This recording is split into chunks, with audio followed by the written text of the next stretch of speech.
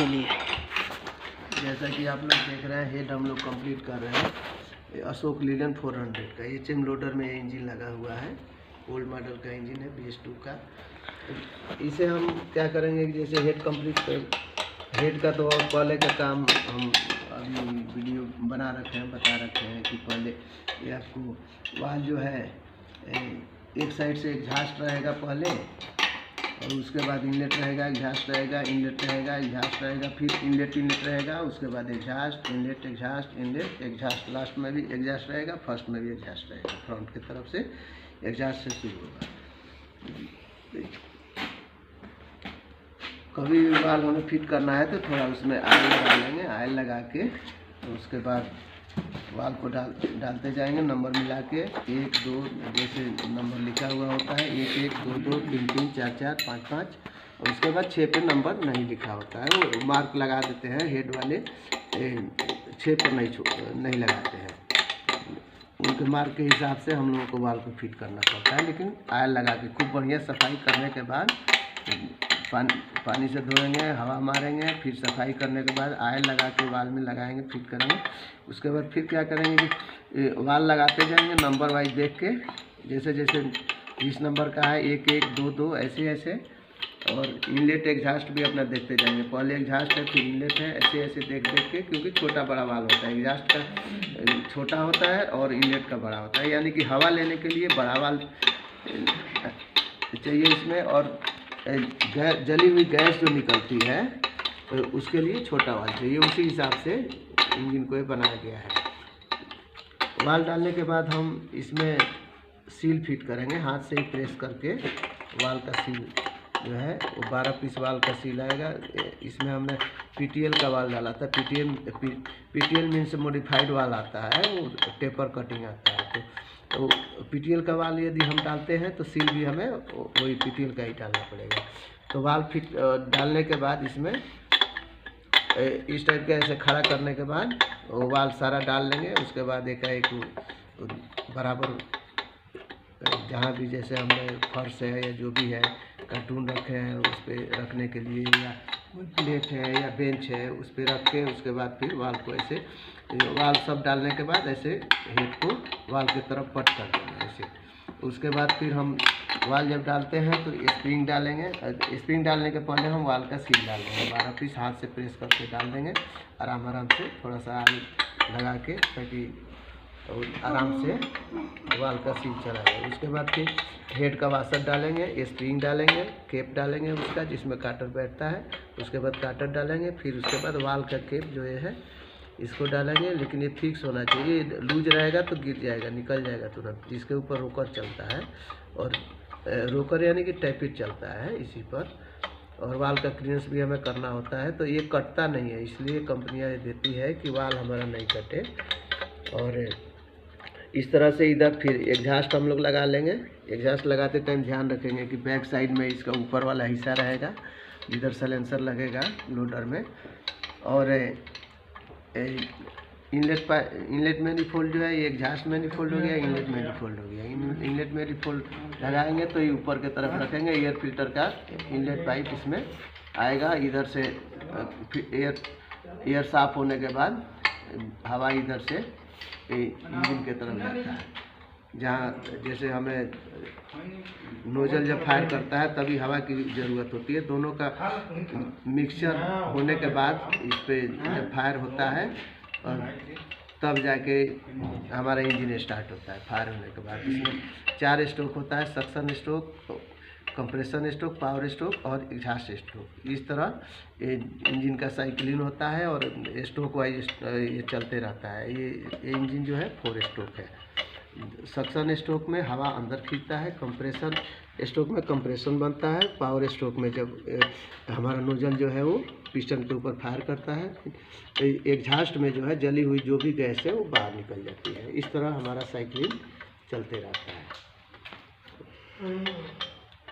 अभी हेड के लिए इतना ही। इसके बाद फिर हम लोग जब ब्लॉक फिट करेंगे उसका वीडियो बनाएंगे। ये ध्यान रहे कि रोकर हमारा रोकर जब हम लगाएंगे तो यहाँ पे ओरिंग आता है, इसमें ये ओरिंग आता है। रोकर का जैसे हम लोग बदल देंगे, रोकर में जब ऑयल आएगा ना तो इधर से आयल आके फिर उधर भी आता है, इधर भी आता है। ठीक है, तो इस चीज़ का ध्यान रखना है हमें कि ये ओरिंग को चेंज करना है। ठीक है बाबू। हाँ, ये जो दिया हुआ है डीजल जो रिटर्न आएगा हमारा नोजल से, इसमें आएगा, इसमें से आके टंकी की तरफ डीजल चला जाएगा, इसलिए वो दिया हुआ है। तो बाकी वाटर पंप का जो है ये तो आगे जब हेड चढ़ा लेंगे फिर वाटर पंप लगाएंगे। अभी फ़िलहाल एग्जॉस्ट हम लोग एग्जॉस्ट मैनिफोल्ड टाइट कर लेते हैं, इनलेट मैनिफोल्ड टाइट कर लेते हैं। ये जो 15 नंबर का नट है, ऊपर 10 नट बीच में जो दिया हुआ है, इसके नीचे पहले हम पैकिंग डाल देंगे। पैकिंग दिखाई दे रहा है अच्छी तरह से। और 4 बोल्ट एलंकी का आता है, 2 इस साइड 2 उस साइड, और 10 नट ए आ जाता है आपको, ये 15 नंबर साइज का। हालांकि इंची साइज है लेकिन 15 नंबर साइज का लग जाता है, कोई दिक्कत नहीं है। और 8 नंबर एलंकी जो है, दो इस साइड 2 इस साइड, फ्रंट में 2 ठो और 2 ठो रियर में। हमें उम्मीद है कि आप लोग वीडियो को अच्छी तरह समझेंगे और इससे फ़ायदा उठाएंगे। इसलिए ओल्ड मॉडल का इंजन है, कोई दिक्कत नहीं है। अभी जैसे मान लीजिए कि अभी जो भी आता है ये मोटा नोजल का इंजन है। इसमें जैसे पंप में ओल्ड मॉडल का है तो पंप इसमें नोजल जो लगता है वो मोटा लगता है। अभी पतला का जो आता है सब BS3 में आता है, BS2 का इंजन है, हीरो 2 का।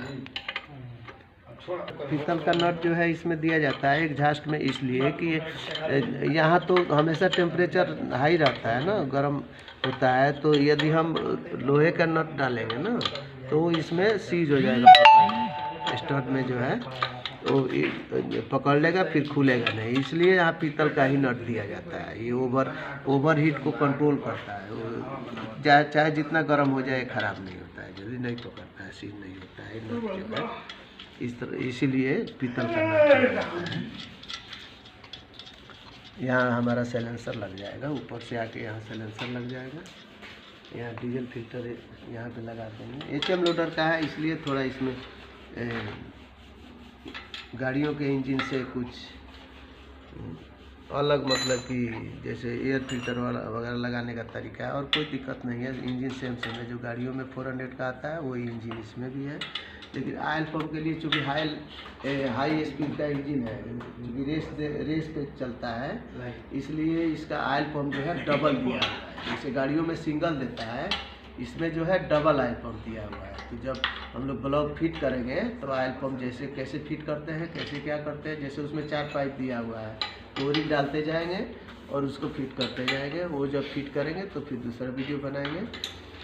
फिलहाल के लिए अभी इस वीडियो को बंद कर देते हैं, क्योंकि काफ़ी लंबा वीडियो हो रहा है।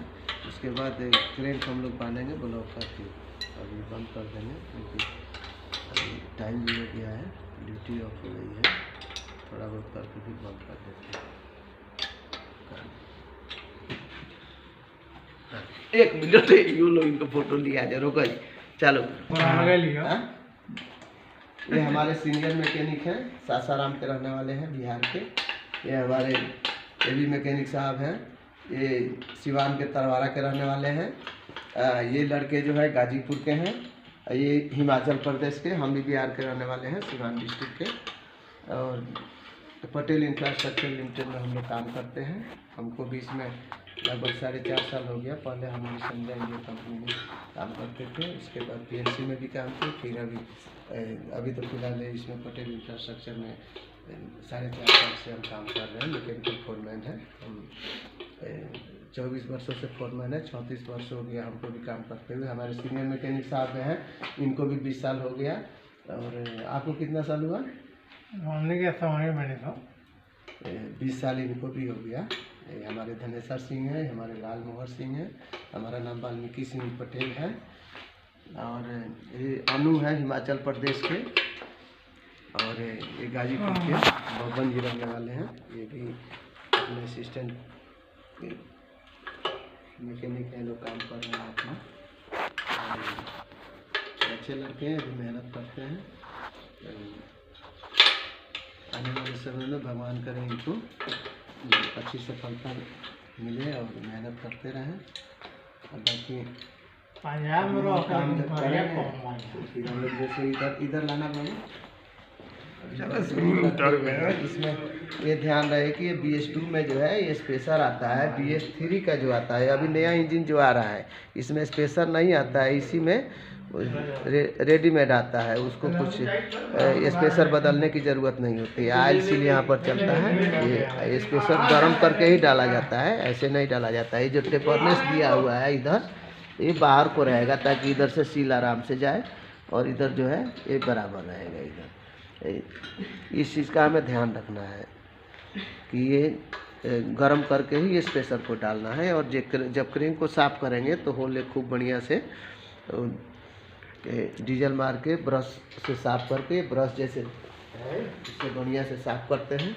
ब्रश से साफ़ करने के बाद पानी मारेंगे, फिर हवा मारेंगे। हवा मारने के बाद फिर हम लोग सब गैलरी में जितना है इसमें पानी मार के, हवा मारने के बाद डीजल, पहले तो डीजल मार लेंगे, फिर पानी मारेंगे, फिर हवा मारने के बाद इसको अच्छी तरह से साफ़ करेंगे।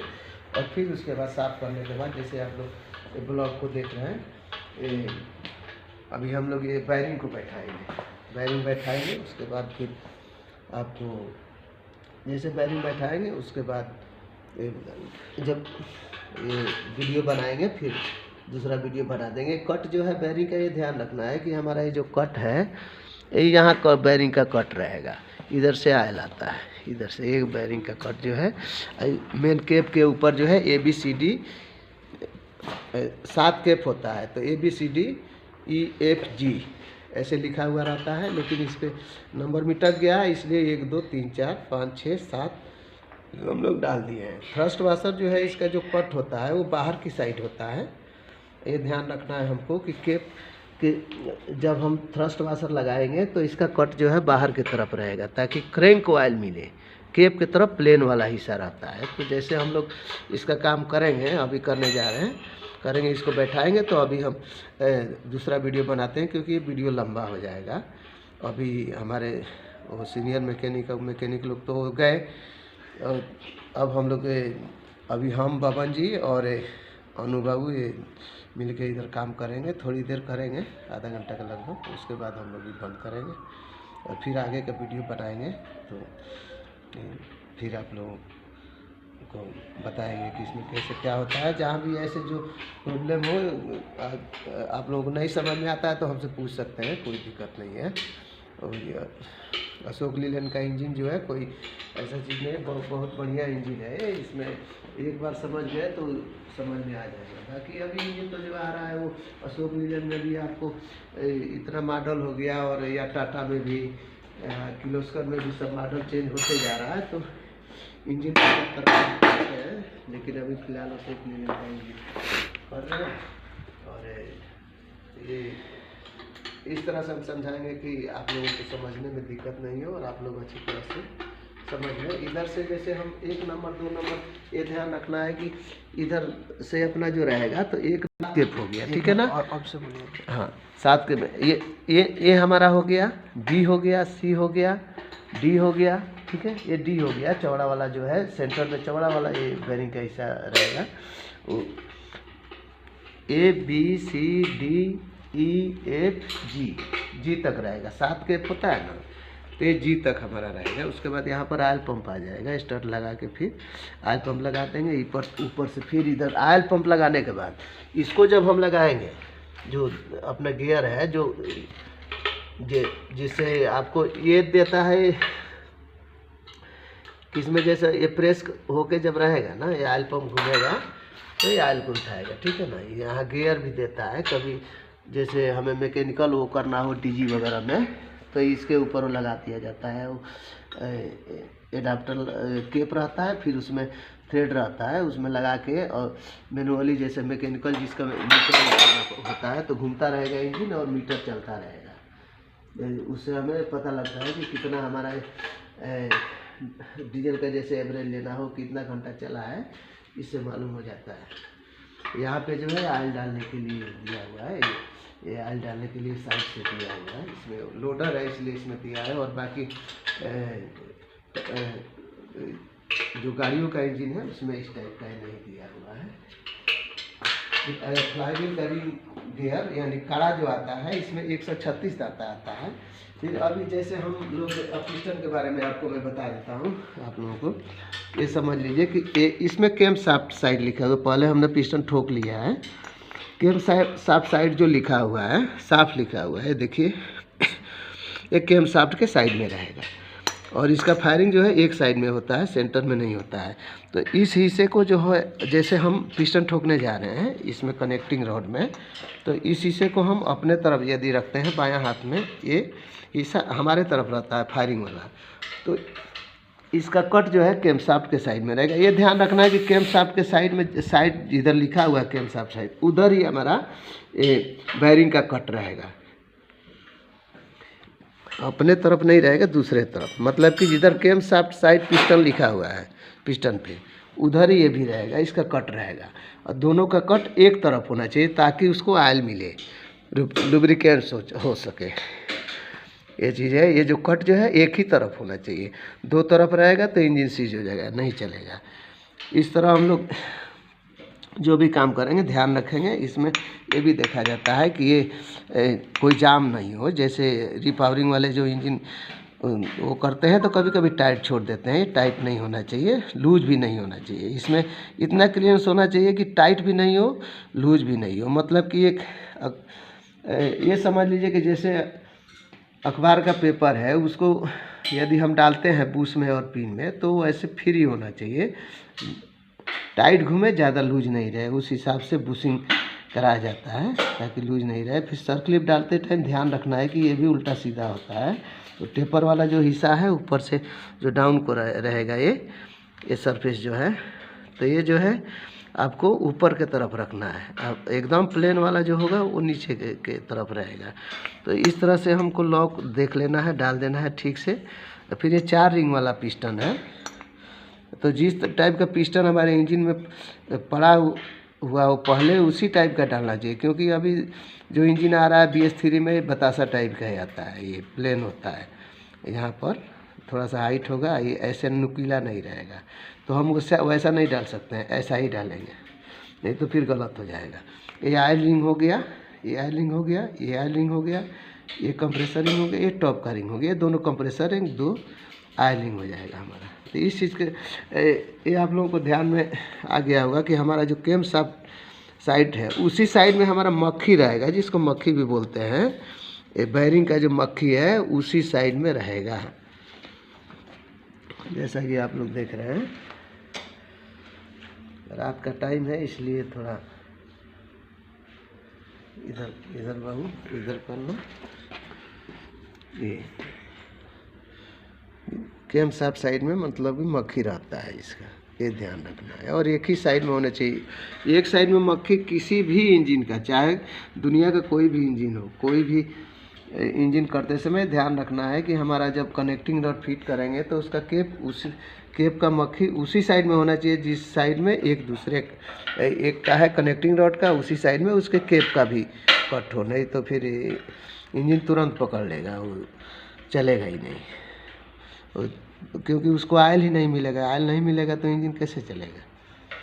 इस तरह ही इस बात का हमें ध्यान रखना है कि पिस्टन को, अच्छा अब जैसे हमें पिस्टन ठोकना है, अब ठोक दिए हैं, पिस्टन ठोकना है तो ऊपर से जैसे आराम से पिन को ऐसे लगा लेंगे। उसके बाद यहाँ से थोड़ा सा हल्का ओवर इधर निकलेगा पिन, तो उसके बाद क्या करेंगे, कनेक्टिंग को ऐसे थोड़ा सा फंसा के उसके बाद इस पे मारेंगे, पिन पे मारेंगे, इस पे मारेंगे, पिन के ऊपर मारेंगे, कोई बोल्ट लेके ही मारेंगे, इसमें बोल्ट कोई डाल देंगे और फिर इस तरह से ठोकते जाएंगे। और फिर उसके बाद सेंटर आने पर इसका इधर से भी लॉक डाल देंगे, इधर से भी लॉक डाल देंगे। इसके बाद हम लोग अब इसका रिंग फिट करेंगे। तो रिंग का ये ध्यान रखना है कि किसी भी कंपनी का कोई भी रिंग होता है तो उसके ऊपर लिखा होता है। जैसे गोड्स का है तो गोड्स लिखा होगा, या उषा का तो उषा लिखा होगा, उस हिस्से को हम ऊपर रखेंगे, टॉप के तरफ रखेंगे। तो ऑयल रिंग जैसे स्प्रिंग लोडेड होता है या पत्ती वाला भी होता है, तो जिस टाइप का रिंग है हम उस टाइप का उसी हिसाब से डाल देंगे। और इस तरह रिंग डालते टाइम ये ध्यान रखना है कि हमें फ्री देख लेना है कि पिस्टन में फ्री भी है कि नहीं है, ग्रुप में बैठ रहा है कि नहीं है, क्लियरेंस तो ज़्यादा नहीं है, रिंग गलत तो हमारा नहीं हो गया है। इस हिसाब से पहले रिंग देखने के बाद कौन से पिस्टन में कौन सा रिंग आएगा ऐसे हिला के ऐसे भी देख लेंगे, फिर ऐसे बैठा के भी देख लेंगे, इसको फ्री करके देख लेंगे फ्री है या नहीं है। उसके बाद फिर हम आगे का प्रोसेस करेंगे। कनेक्टिंग का बोल्ट जो इसका मेन का जो है, मेन का हम आप लोगों को बता दे रहे हैं कि मेन का वो 150 आएगा, तो कनेक्टिंग रॉड का 120 आएगा, यानी कि 150 एलबी फीट में हम इसको करेंगे। न्यूटन मीटर में भी किया जाता है, लेकिन यानी एनएम में, लेकिन इसको हम एलबी फीट में करेंगे। तो मेन का टॉर्क हम 150 देंगे, कनेक्टिंग का 120 देंगे, और हेड का टॉर्क जो है 125 देंगे, क्योंकि हेड का टॉर्क काफ़ी चाहिए। हालांकि तो कोई भी बोल्ट है, जो भी बोल्ट है, यदि हम लगभग छोटे बोल्टों को 5 से गुणा करें तो उतना, जैसे 19 का बोल्ट है तो 19 × 95, तो उस हिसाब से हम इसको मल्टीप्लाई करके 5 एलबी फीट या ऐसे, माने 5 पॉइंट ज़्यादा या ज़्यादा हो, 5 पॉइंट कम नहीं हो, उस हिसाब से हम किसी भी बोल्ट को टॉर्क दे सकते हैं जो छोटा वाला बोल्ट है, 5 से मल्टीप्लाई करने के बाद। इसमें अब फिर आगे जब करेंट मानते हैं फिर बताते हैं, वीडियो ज़्यादा लंबा हो गया है, काट दो।